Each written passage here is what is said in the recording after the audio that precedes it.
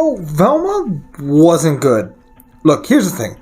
I wanted to like it. I wanted to think it was funny. I wanted to enjoy this new take on some old characters. Even from a different view with Velma being the main character. Awesome, I'll take it. But man, oh man, this show sucked. And there's a list of reasons why, but numbers 1 and 2 are Mindy Kaling and Charlie Grundy, respectively. It's clear to me that Mindy and Charlie wanted to make an adult-oriented show, but they were stuck with an existing IP in Scooby Doo. In every interview, it's clear that they wanted to, quote-unquote, pay homage to the show and break new ground. But how much did they love the characters?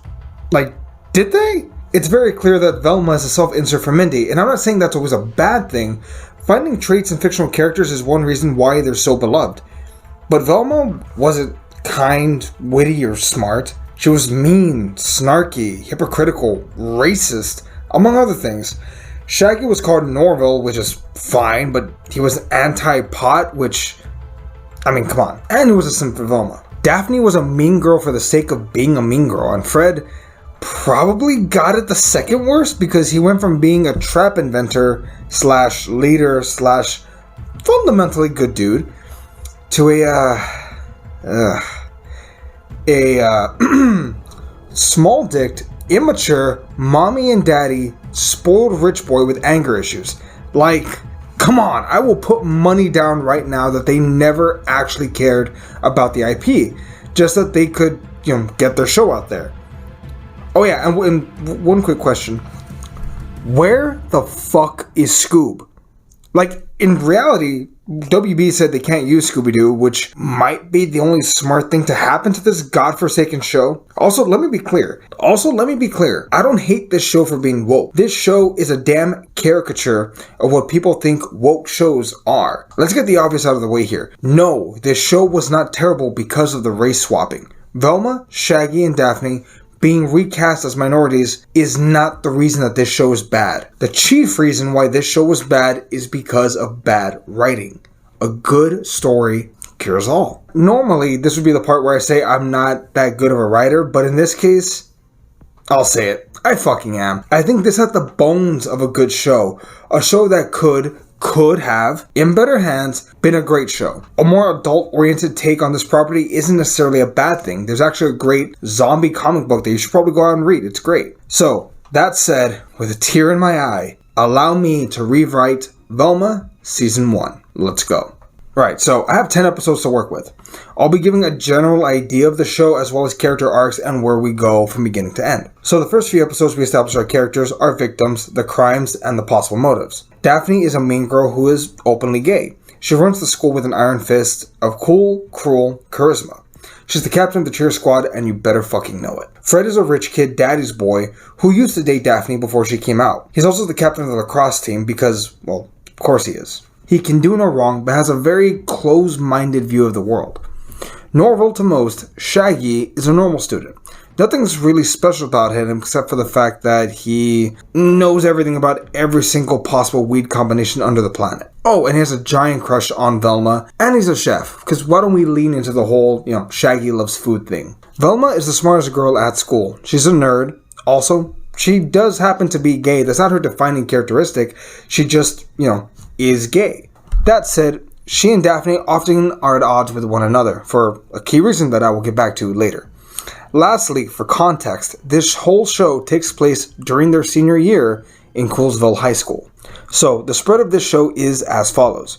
The first episode, we get a real feel for the gang and where they fall in the hierarchy of the school. Fred and Daphne are both popular, but aren't that close since she, quote-unquote, broke his heart.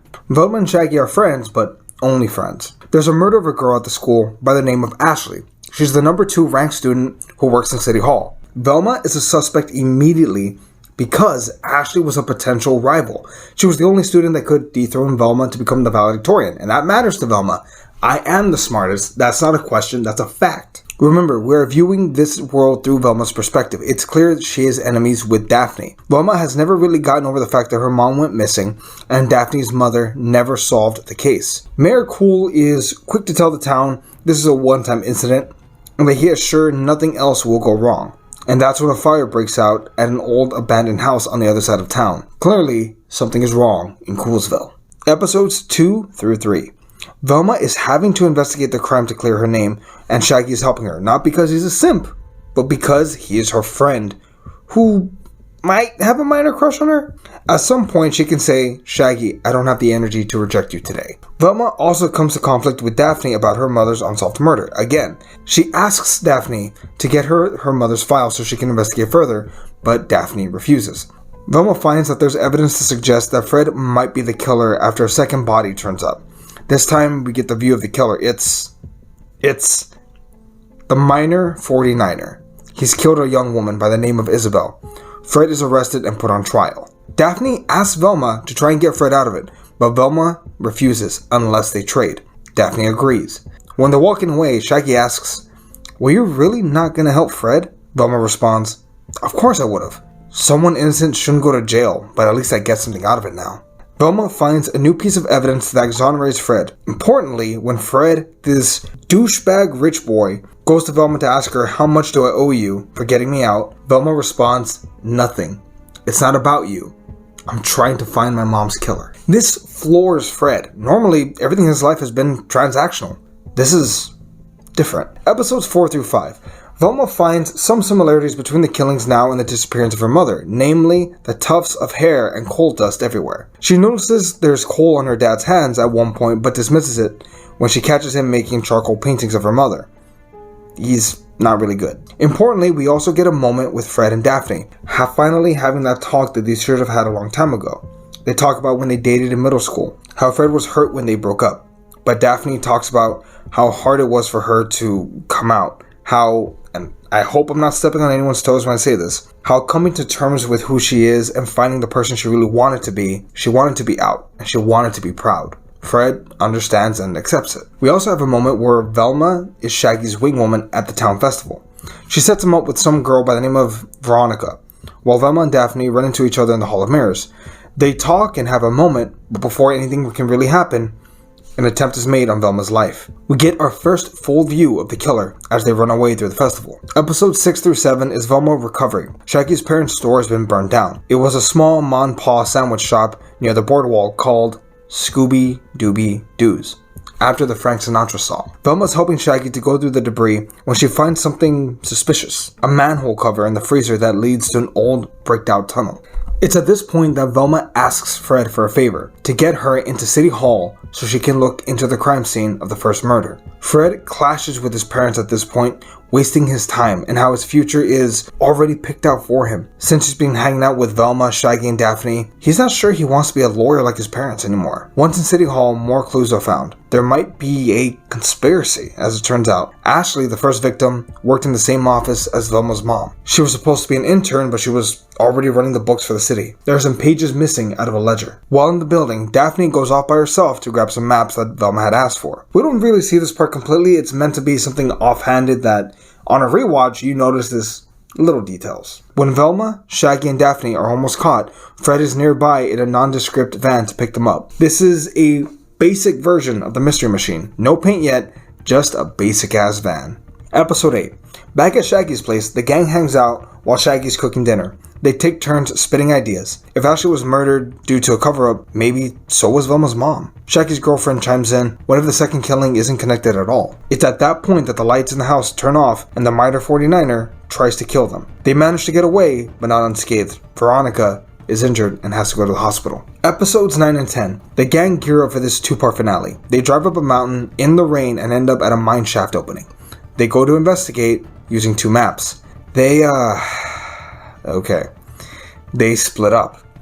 Fred and Daphne go one way, while Shaggy and Velma go another. Fred and Daphne stumble upon a small makeshift office. While they look around, they realize who the bad guy is, but that's when they are attacked and captured. While in the tunnels, Shaggy comes across a scared creature, a puppy. Are you lost, little guy? Here. Shaggy offers the puppy a sandwich. The puppy eats the whole thing, and it begins to follow Shaggy and Velma. Suddenly, the puppy starts to bark, but before Shaggy can calm him down, the mine begins to shake, and Velma and Shaggy are separated. The minor 49er manages to capture Velma. Shaggy can't get through the rocks, but the pup offers to show him another way around. Now, while Fred, Daphne, and Velma are trapped, Velma calls out the killer, Mayor Stephen Cools.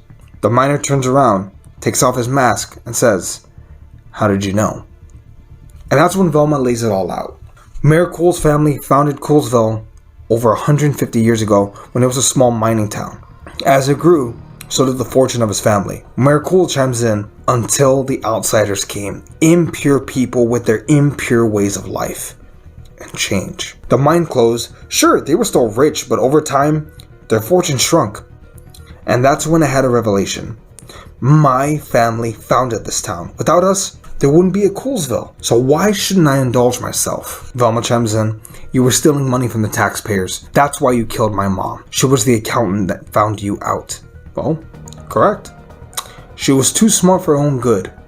Just like her daughter. Daphne asks, but why the fires? Velma interjects, let me guess. You were burning down the businesses and old homes so that you could sell them to big companies.